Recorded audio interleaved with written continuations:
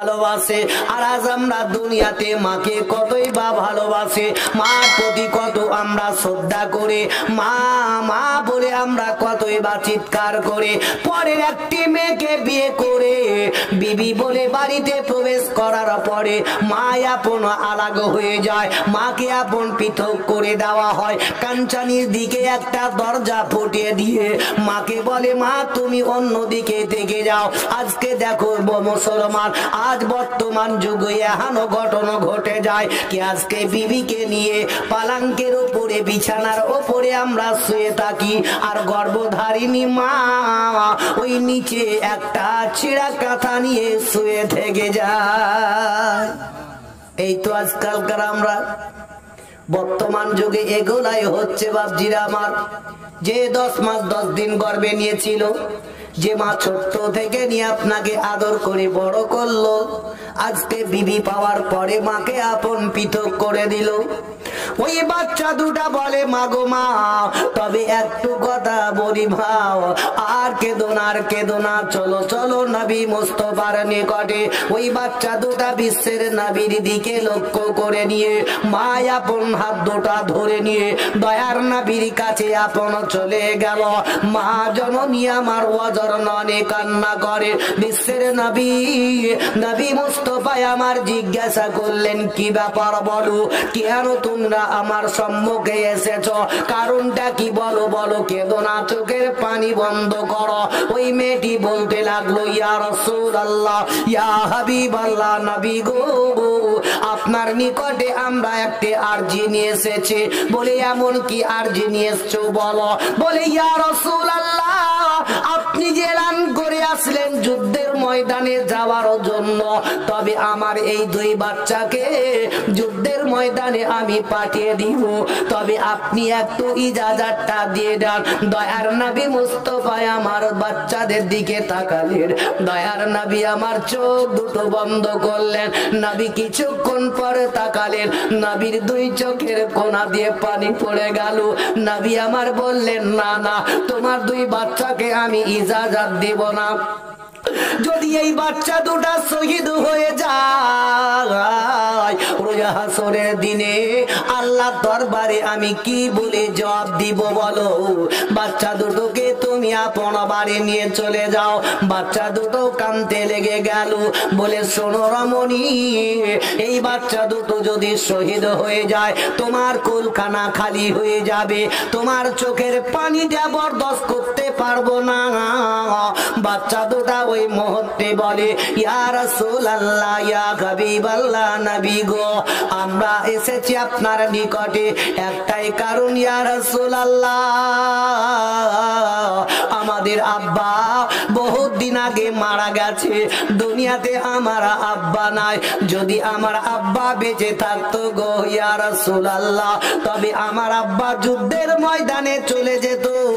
আর নবী গো আমার আব্বা যদি যুদ্ধের ময়দানে গিয়ে শহীদ হয়ে যেত, আমার মা জননী শহীদের বিবি হয়ে কালকাতারের ময়দানে দাঁড়াতো। এটাই মায়ের মনের মধ্যে আশা ছিল। তবে ইয়া রাসূলুল্লাহ আমরা শহীদের বিবির জায়গাতে আমরা শহীদের মা বলে কালকাতারের ময়দানে প্রকাশ্য করাবো। ইয়া রাসূলুল্লাহ আপনি একটু ইজাজত দিয়ে দিন, আমরা যুদ্ধের ময়দানে যাব। বিশ্বের নবী কুল কায়নাতের নবী ইজাজত দিয়ে দিলেন। মা জননী আপন বাচ্চা দুটোকে ধরে নিয়ে বাড়ির দিকে রওনা হয়ে গেলেন। আহারে মা জননী আমার সঙ্গে সঙ্গে বাচ্চা দুটোকে সুন্দর করে সাজিয়ে দিল, এমনকি দুলহার মতো করে সাজিয়ে দিয়ে হাতের মধ্যে তলোয়ার দিয়ে বলে, বেটা চলে যাও চলে যাও, যাও যুদ্ধের ময়দানে নেমে যাও। এখানো বাচ্চা দুটো যেমনি একটু আগে চলে গেল, ওই সময়তে আপন মা পিছন থেকে ডাক দিয়ে বলে বেটারে একটু তোমরা আমার নিকটে এসো, একবার আমি তোমাদেরকে দেখে নাই, শেষবারের মতো দেখে নাই। বাচ্চা দুটো মা মা বলে দৌড়ে দৌড়ে যেমনি চলে আসলো, মা আপন সিনাতে লাগিয়ে নিল, দুই বাচ্চার দুই গালে চুম্মু দিয়ে দিল। যেমনি চুম্মু দেওয়া বাচ্চা দুটোকে বলল বেটা চলে যাও। তারা ইহুদি নাসারাদের সঙ্গে যুদ্ধ লড়াই করতে করতে করতে করতে করতে করতে বড় ভাইয়ের গদ্দরে এমন করে তালোয়ার মারলো, আপন বাবা শহীদ হয়ে পড়ে গেল। ছোট ভাই তার মাথাটাকে তুলে নিয়ে দেহের মধ্যে লাগিয়ে বছর নয়নে কেঁদে কেঁদে বলতে লাগলো, বলে ভাই গো তুমি আজকে আমার মায়ের আশাটা তুমি পরিপূর্ণ করে দিলে। ভাই জানা গো আমিও যতক্ষণ পর্যন্ত আমিও মায়ের ওই আশাটা পূর্ণ না করব, আমি যুদ্ধের লড়াই থেকে আমি আর হরব না। এখনো বিশ্বের নবীর ডাকে তারা যুদ্ধের ময়দানে গিয়ে এমনকি ছোট্ট বাচ্চা ওই ছোট্ট ছেলের গর্দনে তালোয়ার মেরে দিল। তারা দুই ভাইয়ে আপন বাবা সেই জায়গাতে শহীদ হয়ে গেল। এমনকি মা জননীকে শহীদের দরজায় পৌঁছে দিল। ভাইরা নবীর আদর্শ নবীর ডাকে এমনকি নবী মুস্তাফা মদিনাতে যে কথাগুলা বলতেন সেই কথা মতো এমনকি মদিনার নারীরাও মেনে চলতো। জোরে বলো সুবহানাল্লাহ। তবে আজকাল আমরা বর্তমানে আলেম ওলামা ইকরামগণ যে হাদিস ও কোরআনের আলোচনা দিয়ে মা বাপের নামাজ রোজা হজ যাকাত ইত্যাদি দিয়ে যখন বোঝানো যায়, সেই হাদিস কোরআনকে শুনে যদি আমরা একটু একটু যদি মেনে চলতে পারি তো আমাদের আল্লাহ বেড়া পার করে দেবে। কিন্তু আজকে আমরা সেগুলো তো করি না।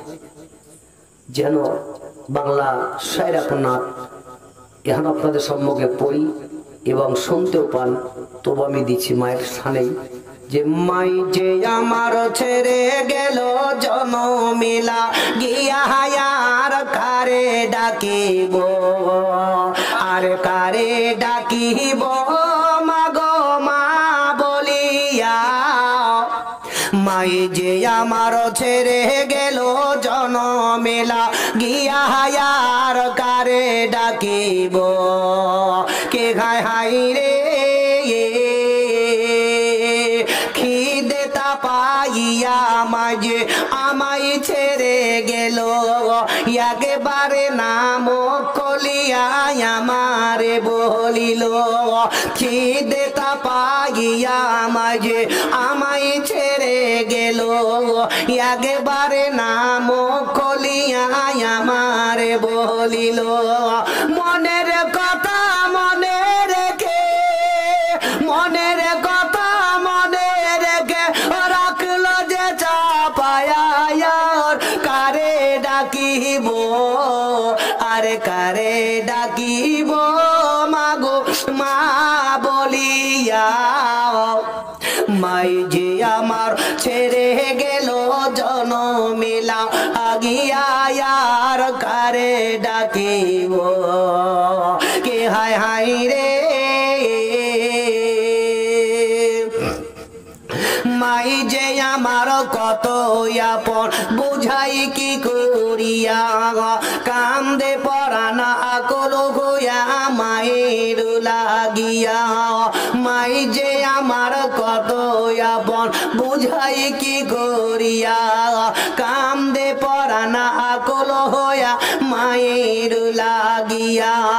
সেই মায়ের ভুলিয়া গিয়া, সেই মায়ের ভুলিয়া গিয়া কেমনে বাঁচিব, আর কারে ডাকিব, আর কারে ডাকিব মাগো মা বলিয়া।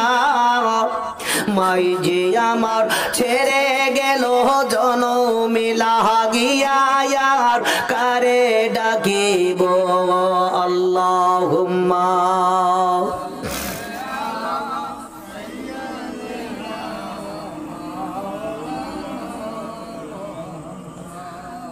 وعلى آله سيدنا মাওলানা মুহাম্মদ সাল্লাল্লাহু আলাইহি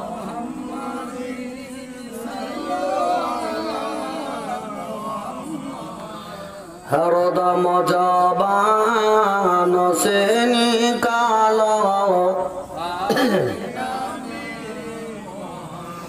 हरदम जबान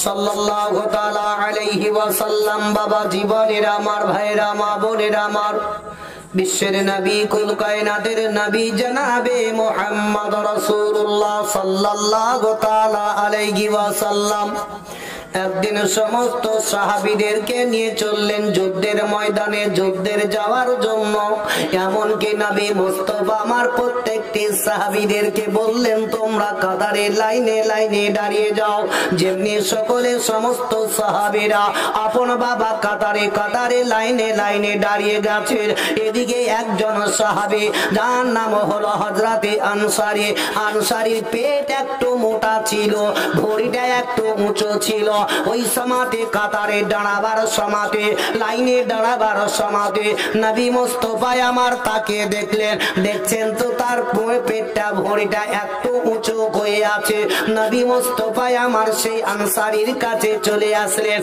নবীর হাতের মধ্যে একখানা লাঠি আসা ছিল ওই লাঠির দ্বারাতে আনসারীর পেটের মধ্যে একটু টাচ করলেন বলে তুমি একটু পিছন দিকে হটে যাও তোমার জন্য কাতারটা বেঁকা লাগছে তোমার জন্য লাইনটা টেढ़ा লাগতেছে দয়ার নবী মুস্তাফার ওই আসার কাছে এমনকি আনসারী একটু পিছনে হটে গেছে দয়ার নবী মুস্তাফা আমার ওই সমাতে বললেন বলো তোমাদের মনের মধ্যে যদি কোনো জিনিস যদি আশা থাকে সেটা তোমরা আজকে বলতে পারো তোমাদেরকে আজকে আমি পরিপূর্ণ করে দিব যুদ্ধের ময়দানে যাবার আগে আগে তোমরা বলো তোমাদের মনের আশাটা প্রকাশ্য করে দাও ওই সমাতে আনসারী বলতে লাগলো বলে ইয়া রাসূলুল্লাহ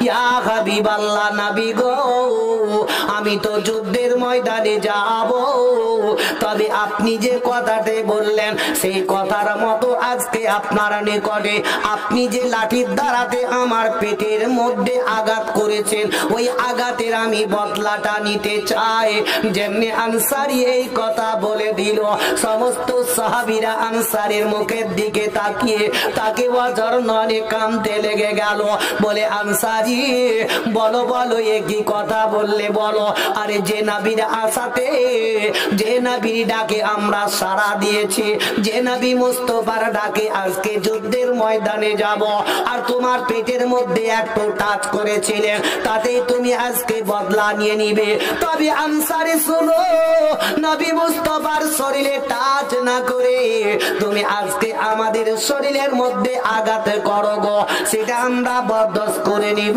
তবে নবী মুস্তাফার শরীরের মধ্যে নয় আনসারী বলতে লাগলো না না আজকে দয়ার নবী মুস্তাফার শরীরে আমি টাচ করব আমি সেটার বদলাটা আমি নিয়ে নিব নবী আমার বললেন তোমরা চুপ করে যাও তবে বদলাটা তুমি আজকে নিবে বলে ইয়া রাসূলুল্লাহ আমি যুদ্ধের ময়দানে যাবার আগে আগে আপনার শরীরের মধ্যে আমি আঘাত করব বিশ্বের নবী কুল কায়নাতের নবী ওই সমাতে আনসারীর হাতের মধ্যে লাঠি কানা দিয়ে দিলেন বলে আনসারী এবার তুমি আমার শরীরের মধ্যে আঘাত করো আনসারী বললে ইয়া রাসূলুল্লাহ ইয়া হাবিবাল্লাহ নবী গো তবে আপনার শরীরে তো আমি আঘাত করব তবে আপনি যখন আমার শরীরের মধ্যে ওই লাঠির দ্বারাতে আঘাত করেছিলেন তখন আমার শরীরের মধ্যে জামা ছিল না তবে আপনার শরীরের জামাটা হটিয়ে ফেলুন আপনারও আমি খালি শরীরের মধ্যে আঘাতটা করব সাহাবীরা সকলে আরো জোর কামতে লেগে গেল আহারে এই কি কথা বলতে আছে বিশ্বের নবী আমার যেমনি শরীরের জামাটা ছেড়ে দিলেন ওই সমাতে বাবা সাহাবী তার হাতখানা থরথর করে কাঁপতে লেগে গেল লাঠিখানা ছুটে দূরে পড়ে গেল আর সাহাবী দূরে দূরে নবী মুস্তাফার পেটের মধ্যে একটা চুম্বু দিয়ে দিল।